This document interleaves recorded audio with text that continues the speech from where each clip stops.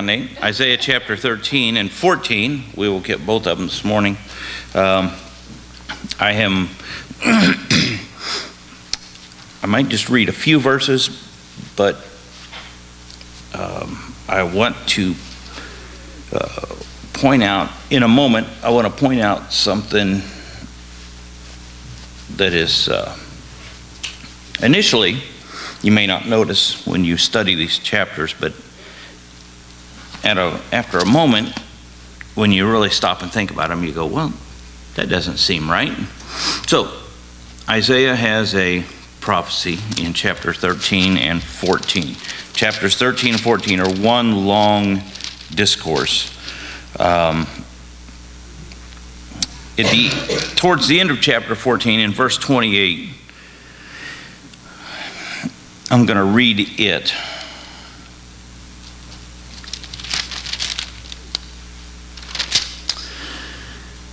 I don't think I'll read the rest of the verses after that, but I want to read it, and then I'm going to jump all the way back to chapter 13, verse 1. That seems strange, doesn't it, Brother Steve? In the year that King Ahaz died was this burden. That is everything previously up to this point. The burden of Babylon, which Isaiah the son of Amoz did see. Chapter 13, verse 1. So in the year that Ahaz died was this burden. These next two chapters that Isaiah is going to write about. I will say right off the start, everything written in here is written literally to the king of Babylon. Now there's going to be some verses people are going to go, wait a minute, what about chapter 14? We'll get there eventually. Just hold on. I seen it on Diane's face. She was ready to raise her hand. Wait a minute, what? So everything here is literally written to the king of Babylon. But we're going to look at the allegorical side of it eventually here, Brother Steve. I know Brother Steve's chomping at the bit to get. He wants to tell me what it means. I'll tell him what I think it means, and then he's going to tell me what he thinks it means. I seen it on his face too. I'm just teasing you, Brother Steve, this morning. He has been gone for a few weeks, and he is in desperate need of harassment. He's been at home all week with Brenda. Life has been smooth, but we're going to change that this morning. So, I hope you're feeling better. The new series that she's watching. Yeah. Last episodes were today and this evening, so she'll be back. So she'll be back next. Okay, yeah. I know there's no ball games on, and she probably doesn't watch those anyway. So, the burden that Isaiah seen, lift up a banner upon the high mountains, exalt the voice unto them, shake the hand that they may go into the gates of the nobles.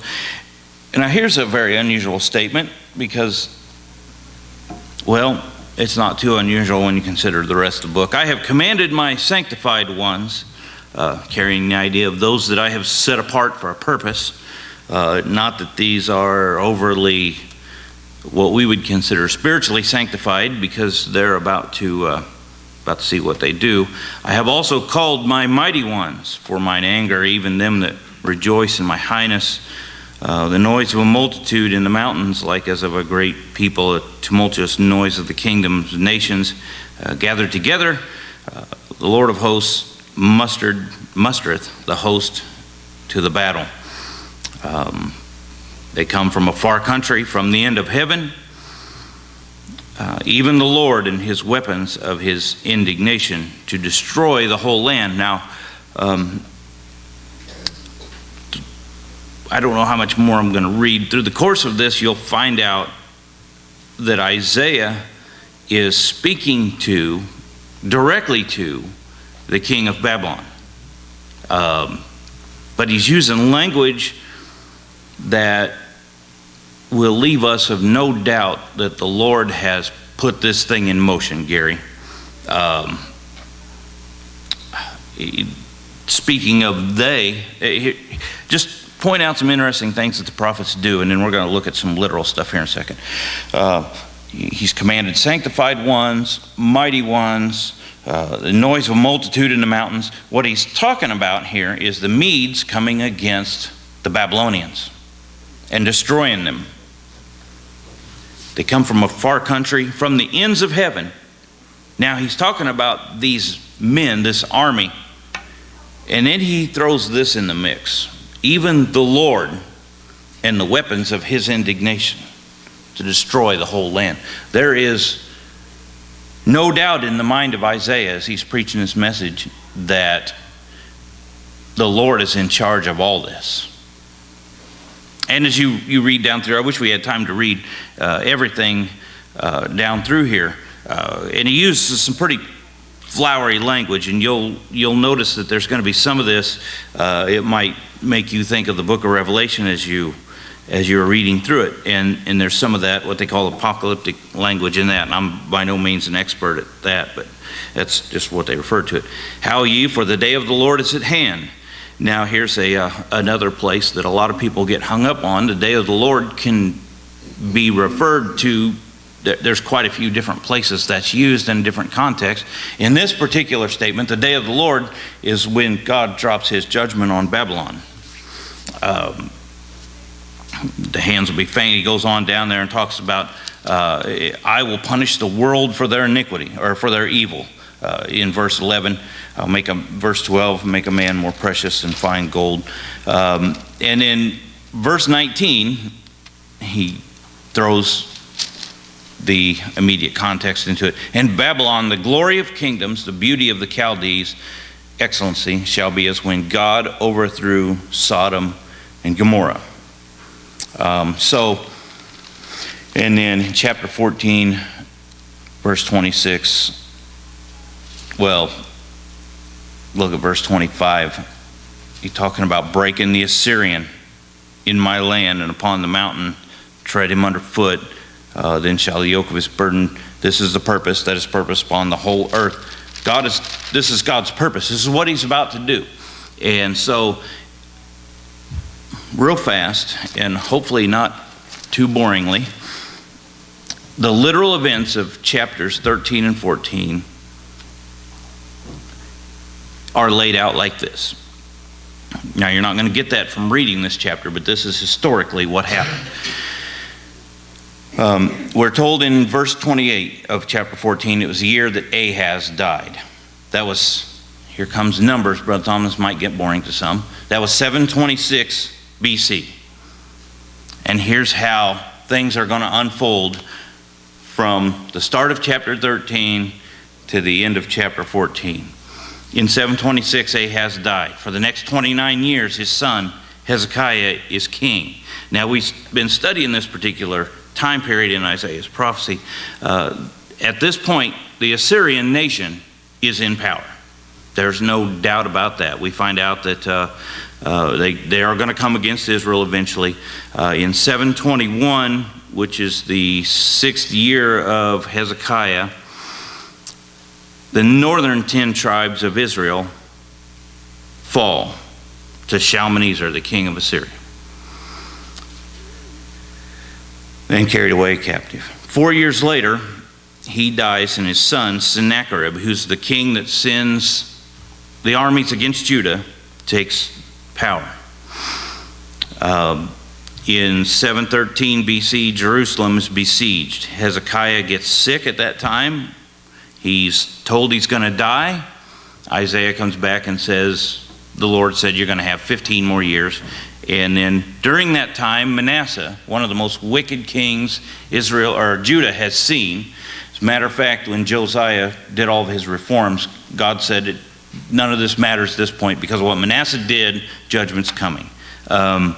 Manasseh is born during that 15-year period, I think 3 years after Hezekiah, in the 3rd year of Hezekiah's 15-year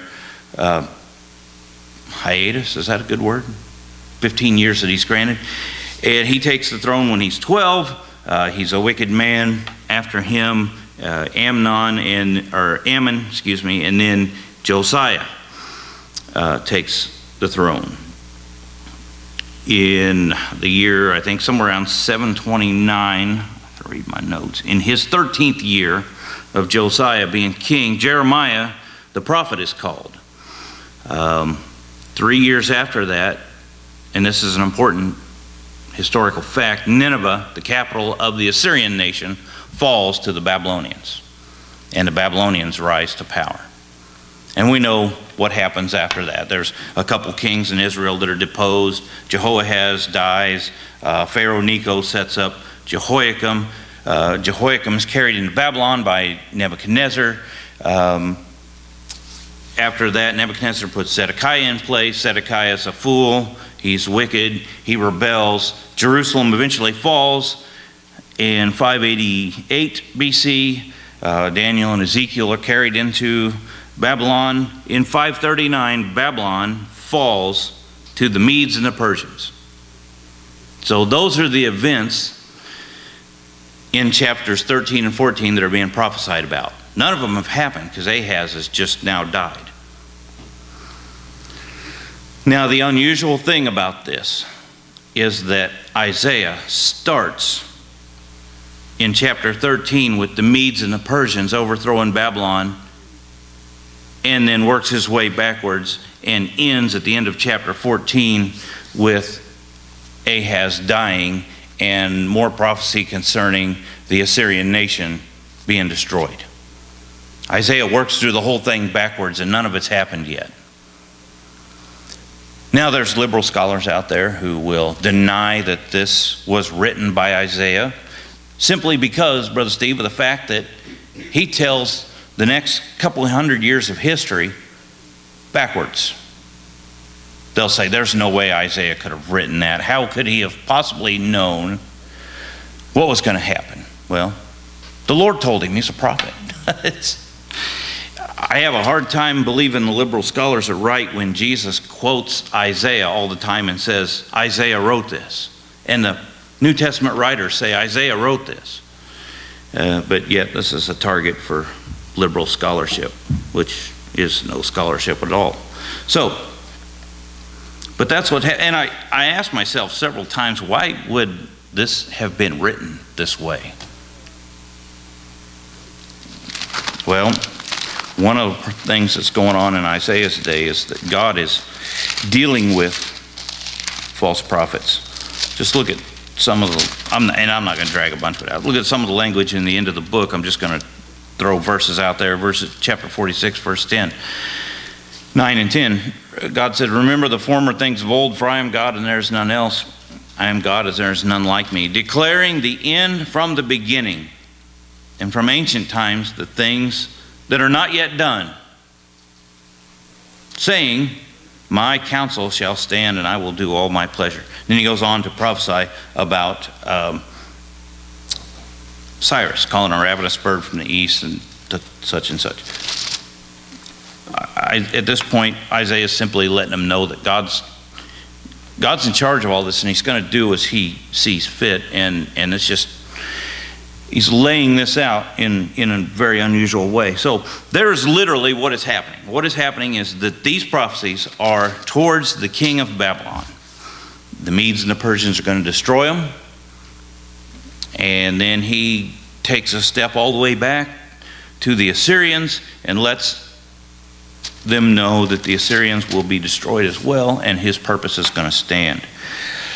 But so now you know exactly what's going on, and you can say that I didn't give you the wrong context when I dive into where I'm going next, Brother Steve. We're going to allegorize a lot of this here at this moment. There are several themes through here that I don't know that we'll be able to explore everything, but there's some antitypes or types that we want to have a look at through the course of this. In chapter 11, we looked at how Isaiah preached the gospel, basically. He didn't have the cross in there. He didn't have all the details. I'm not convinced he necessarily knew all of them, but there was judgment coming.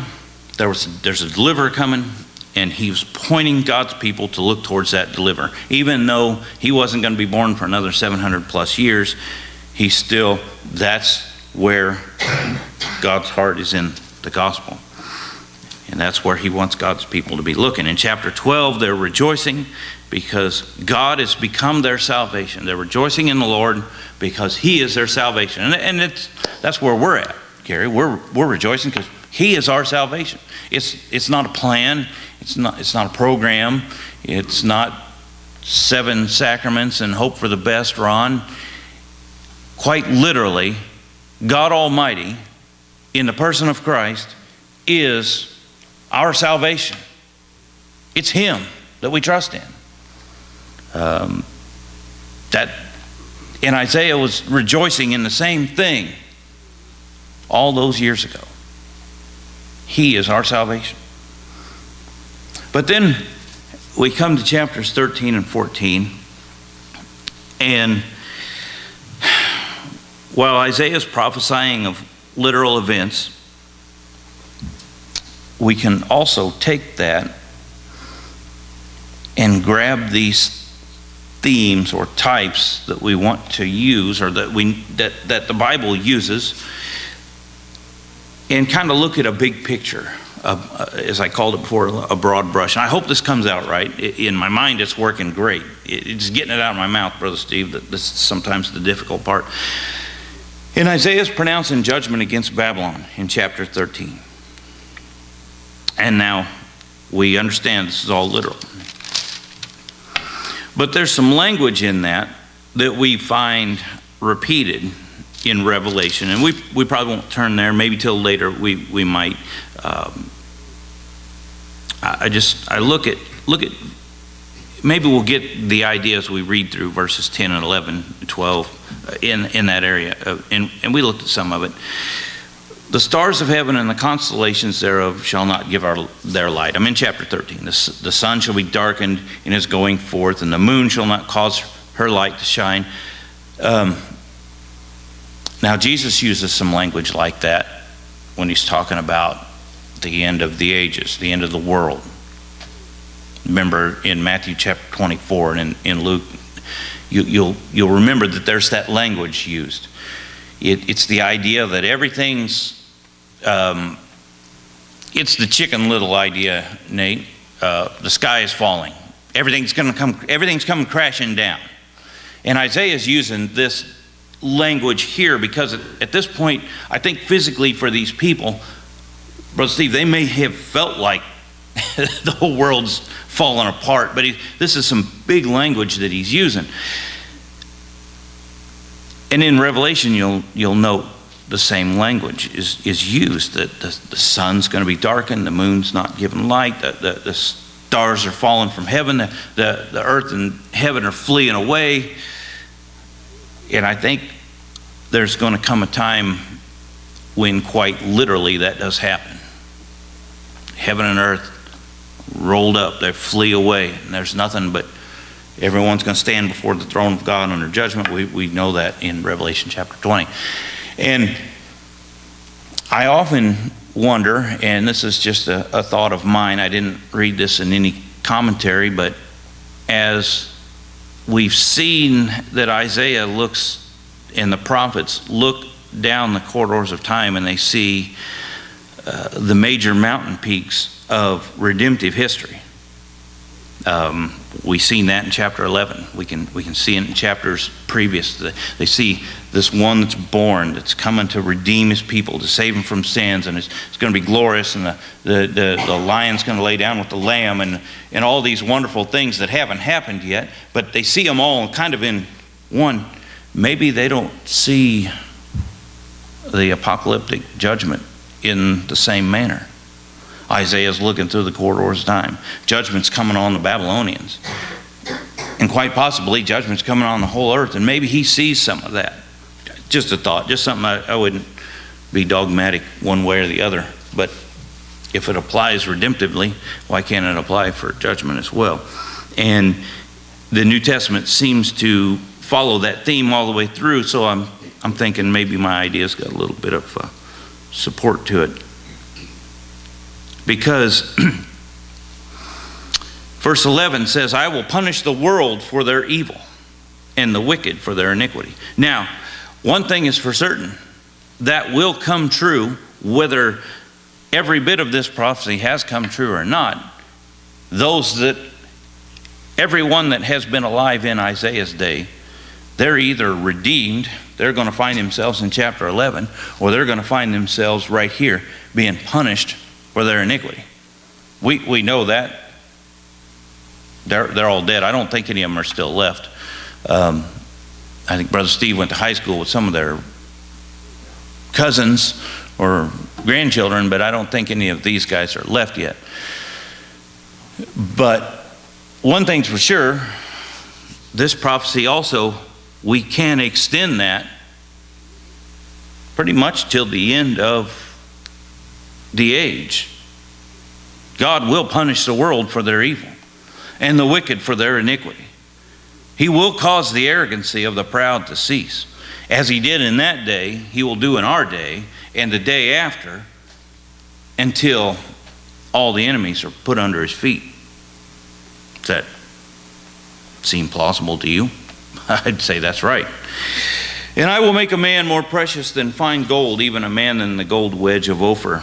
I remember reading in the New Testament somewhere, Jesus saying, what profit a man to gain the whole world if he loses his own soul?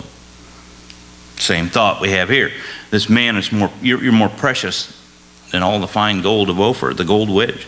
Therefore I will shake the heavens, and the earth shall remove out of her place in the wrath of the Lord of hosts in the day of his fierce anger. Now, again, this is all still written to those people that are alive in that day.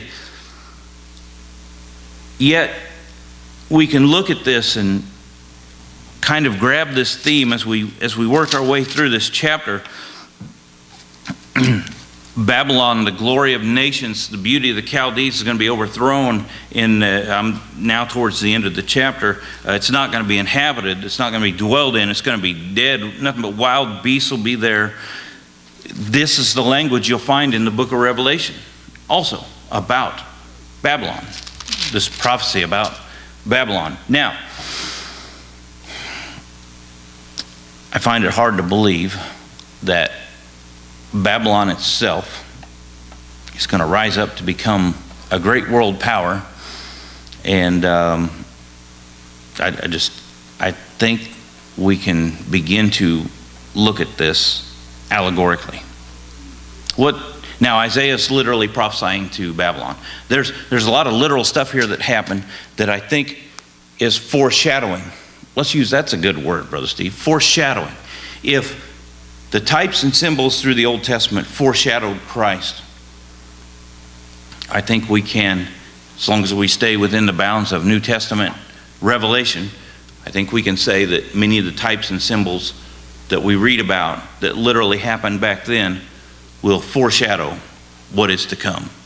Is that a fair statement? I think that's a fair statement. I think it's a good way to state it. Now, when we think about Babylon, and the New Testament uses Babylon, in Revelation especially. It's a picture. It's a symbol. The beginnings of it were in Genesis chapter 10. And I'm just going to read a few verses there. We're not going to spend a lot of time on it. But I want to just think about the beginning of Babylon. It's not necessarily a theme that we find in every chapter of the Bible, but we find it kind of in the beginning, somewhere around the middle, in Isaiah's day, and then at the end. So I think we can put together a picture out of it. We find that in Genesis chapter 10, verses 8 through 11, we have, in chapter 10, we got a lot of genealogical stuff that a lot of people would get bored to death studying out. For some reason, I find that stuff interesting.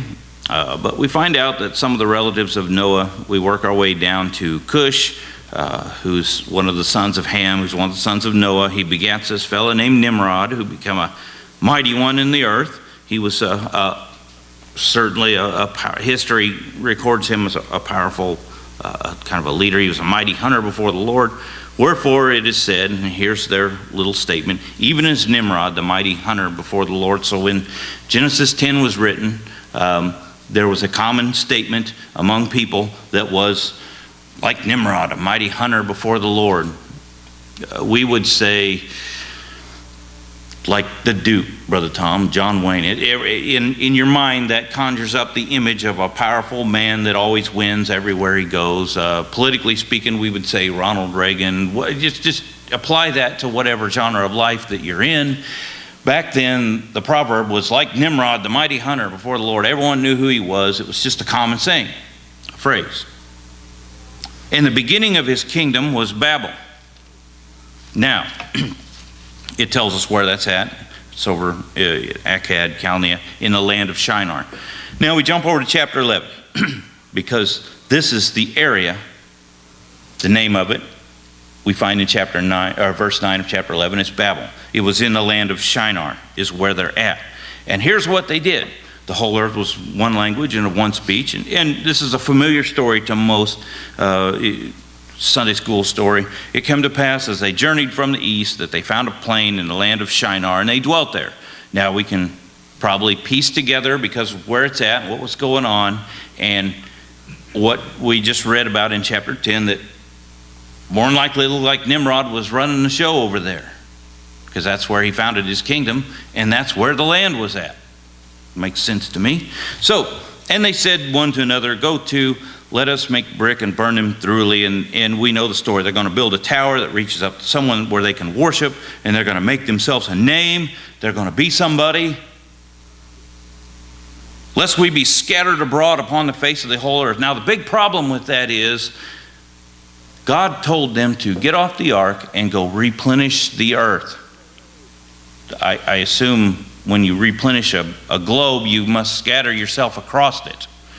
Instead of settling in one place, making an idolatrous temple, and doing exactly what God told you not to do. So this is our first mention of Babylon.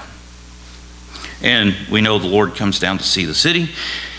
He said the people is one. They have all one language, and what they begin to do, nothing will be restrained from them, which they have imagined to do. And God confounds their language that they may not understand and scatters them like he wanted them to do. And one thing, as we read through this, we often miss is the grace and mercy of God when he come down and said, if they keep going like they're going to do, we're going to be right back in the same boat, because their heart's wicked. And I tell you what I'm going to do. So that they cannot fulfill the imagination of everything they could possibly think of, Gary, I'm going to scatter them, and they're not going to understand one another. And then from there, God calls Abraham, and the redemptive story is kicked off. The mercy and goodness of God in not letting them have their way is something that we often miss when we read this story. And so, we jump back into Isaiah. That's the beginning of it. And in Babylon, of course, in Isaiah's day, and which really wasn't much of a nation yet, it will become one. But by the time we get to Daniel's day, we know what Babylon has become. It was the reigning world power. Nebuchadnezzar was a cruel and ungodly man. I'm pretty sure he was bipolar at best. He went from calm to raging mad in a moment. Just no doubt a wicked man at that time. And the whole world was under his boot, so to speak, under his control. He reigned by an iron fist. And if you didn't do what he said, he was pretty quick to kill people in their house and their whole family. I'll chop them. If you can't tell me what my dream means, I'll make a dunghill out of your house and the whole family with it. I'll just kill everybody. How do you like that? I'd be coming up with all kinds of stories. I'll tell you what your dream means. It's, the kids didn't bow. Well, let's throw them in the fire, make that thing so hot that the men throwing them in the fire die and they're scared enough of him to march themselves to death. Crazy man, obviously, no doubt about it. So, At this time, Nebuchadnezzar was taking young people from kingdoms that he conquered. You'll never convince me that Judah was the only kingdom he conquered that he did this to. He would take their best, bring them to his courts, educate them in his school, feed them his food, and convert them to their way of thinking. That's just what they did. That's how he maintained control. Now, in Revelation chapter 18, we're just chasing the theme of Babylon. I'm just hitting highlights. I'm not grabbing little, you spend all month on this if you wanted to. We should not. In Revelation chapter 18, we are leading into, well,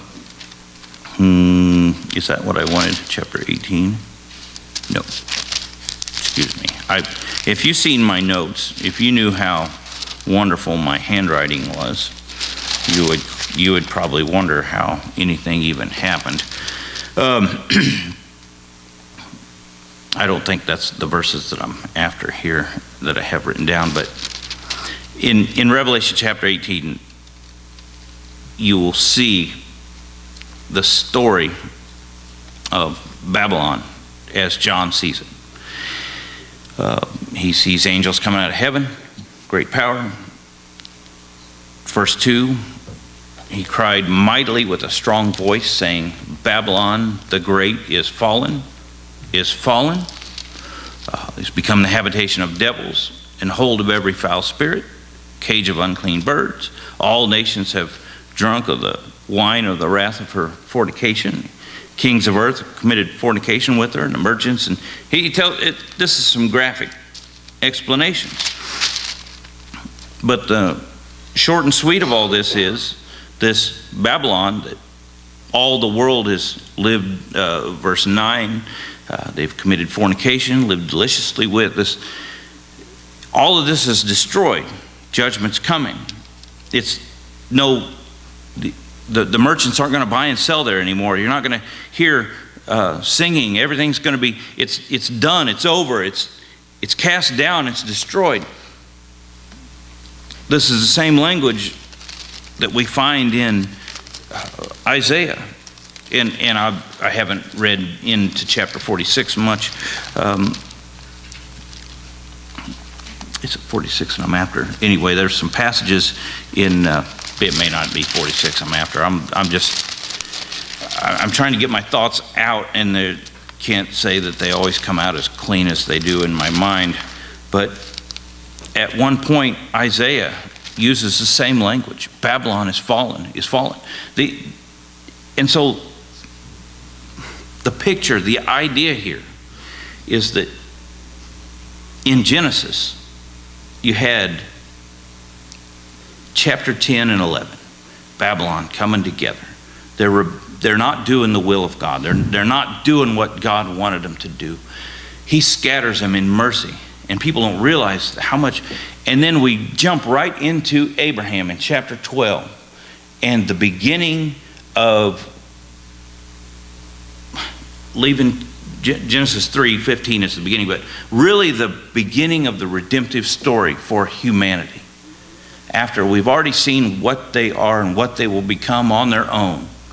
And as soon as God wipes the planet out, tells them to repopulate, the first thing they do is go right back to, we're going to do this, and then God scatters them, redemptive story begins, and then we have the whole Old Testament leading up to this, and now we've got Babylon again, physically, bringing the whole world under its. The king of Babylon wants to conquer everything, and everyone's going to do as he says, and he influences the thinking. If you don't do like I tell you, I'm going to throw you in the fire. I'm going to do this and that. And Isaiah, before the judgment announced on Babylon, talks about the Messiah, the one coming that's going to break the bonds, the one that's going to redeem his people. We're rejoicing in his salvation. Now we have the judgment on Babylon happening again. Or happening literally in Isaiah's day. And then John picks up that thought in Revelation. this judgment against Babylon. And we'll go ahead and say Babylon, we can look at it as a type, as a picture. It has been historically, all through church history, as everything that this world is and does outside of God. Look at chapter 14, talking about the king of Babylon. They're bringing a parable against the king of Babylon. And now this bleeds into a section of scripture that has been used to talk about the fall of Satan from heaven. Chapter 14, verse 12. This you've heard. I know you've studied it out. Everyone's heard that. But look at verse 4. I'm going to start with that. Thou shalt take up this proverb against the king of Babylon. These people. Here's what you're going to do. You're going to take up this proverb against the king of Babylon. How hath the oppressor ceased, and the golden city ceased? The Lord hath broken the staff of the wicked and scepter of the rulers. He's talking about the king of Babylon, who smote the people in wrath with a continual stroke, ruled the nations in anger, and is persecuted, and none hindereth. Now, I think we've seen enough evidence in Daniel and some of the other books that that's how Nebuchadnezzar, and no doubt his son and his son after him, who eventually fell, Belshazzar, that's how they ruled, in anger. This is mine, I conquered it, I'm taking it. And then now he's talking about, he gives us a little picture here. The whole earth is at rest and is quiet. After the king of Babylon is thrown down, and the Medes and the Persians take it. Now, was the whole earth at rest at that time? I doubt it. I'm sure there was someone fighting somewhere, Brother Steve. There was someone mad. It's a picture. I think there was a lot of rest compared to the way it was. But I think Isaiah is also seeing into a time when the whole earth will be at rest. This Babylon that we live in, so to speak, this Babylon physically was thrown down there. This Babylon spiritually, we could say in Revelation, is going to be thrown down eventually. This world eventually will come under the judgment of God. He will judge everyone for their sin. I don't think, and if you want to disagree with me, that'd be fine. We won't fall out over it. I don't think John is talking about the literal physical country of Babylon in the book of Revelation. I think that's spiritualized and allegorized to be what this world is currently now. There may be a ruling world power we could associate more with how Babylon ran itself back then, but I don't think he was that. That's the country of Iraq, just in case you don't know where it's at. They're not running things right now. I don't think they're going to be either. Now, the reformers, they seen Babylon as the Roman Catholic Church because that's who was killing all them guys at the time. In their minds, that's who Babylon was. And, different places have seen it different. Anyway, I'm not going to get too deep in the weeds on that. There's a lot of discussion on that. But there's coming a point after all this is done, after this wicked king is thrown down, that the earth is at rest and it's quiet. They break forth into singing. The fir trees rejoice. Now this is, again, language, figurative language. The fir trees are rejoicing because they're saying that since the king of Babylon was killed, no one with an axe has come up against him. I'd be rejoicing too. No one's chopping down timber. We're happy. We're fir trees right now.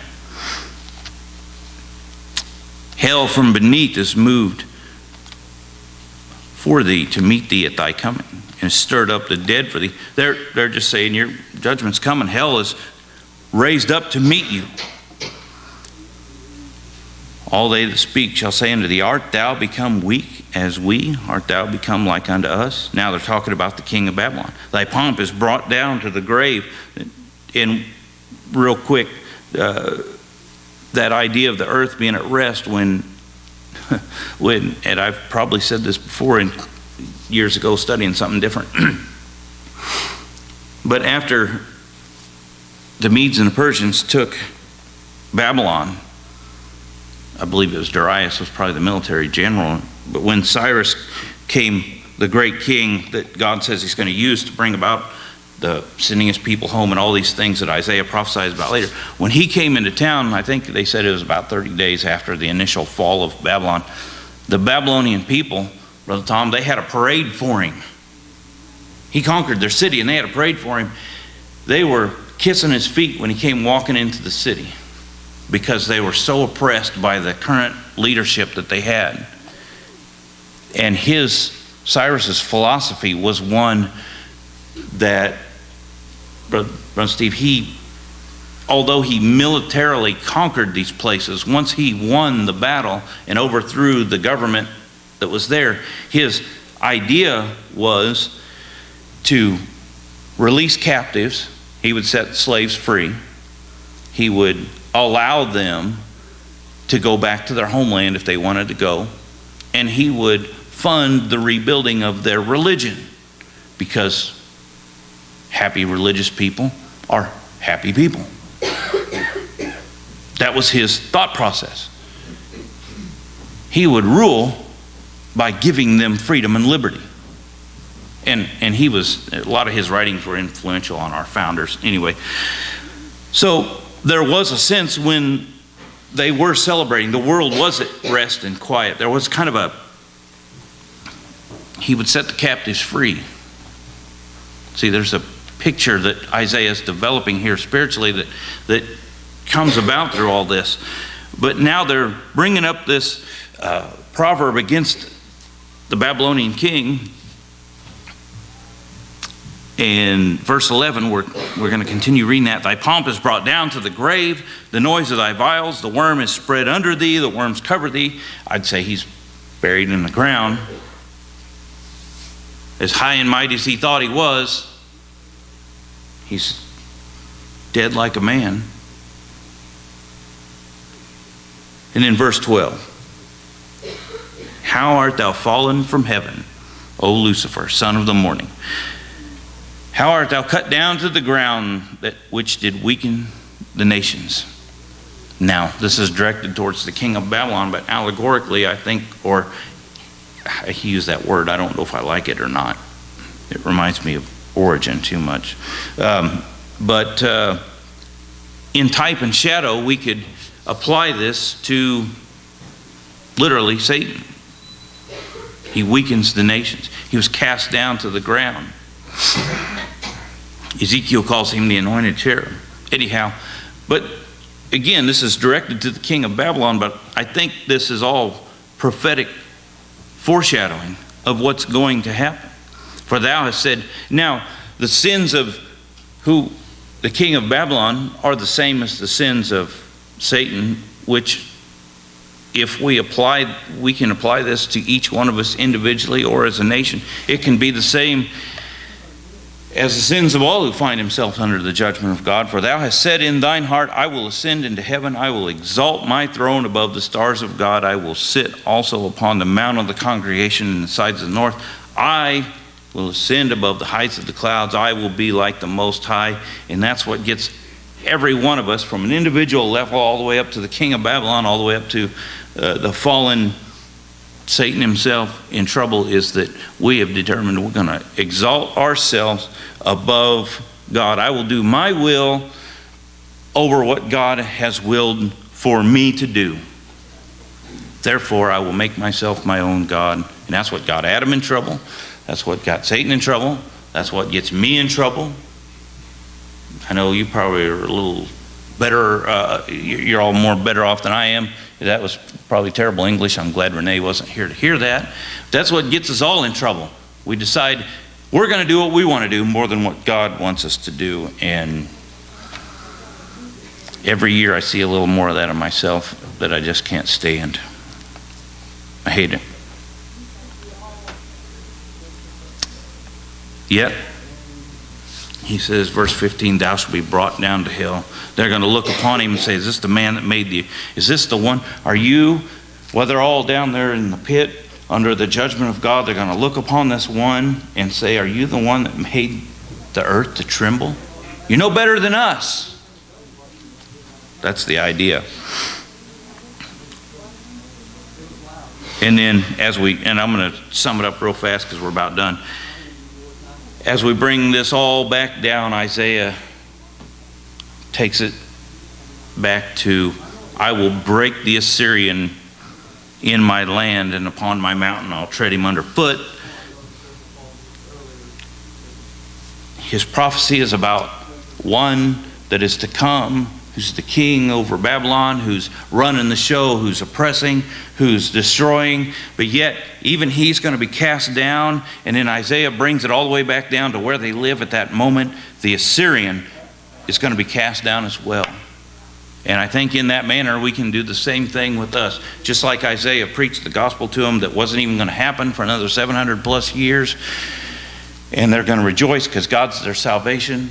We can bring this down to where we live. Everything that is high and exalts itself above God, that is going to make itself God, whether it be in us, whether it be in the world, whether it be powers over us, all of it's going to be brought down under the reigning of Christ, under the judgment of God, even to the most present issue that we're dealing with, which is for them the Assyrian. For us, it could be the oppression coming from our government in the next 5-10 years. We don't know. But whatever it is in Isaiah's day, whether we take it allegorically and say that all this is a great picture of the end time when all enemies are cast under his feet and everything is become under the reign of Christ, and from that all the way back to where we are now, if there's anything that exalts itself against God, we can rejoice because this one that's coming, it's one that came for us, has conquered. So, all right, I did a terrible job of putting that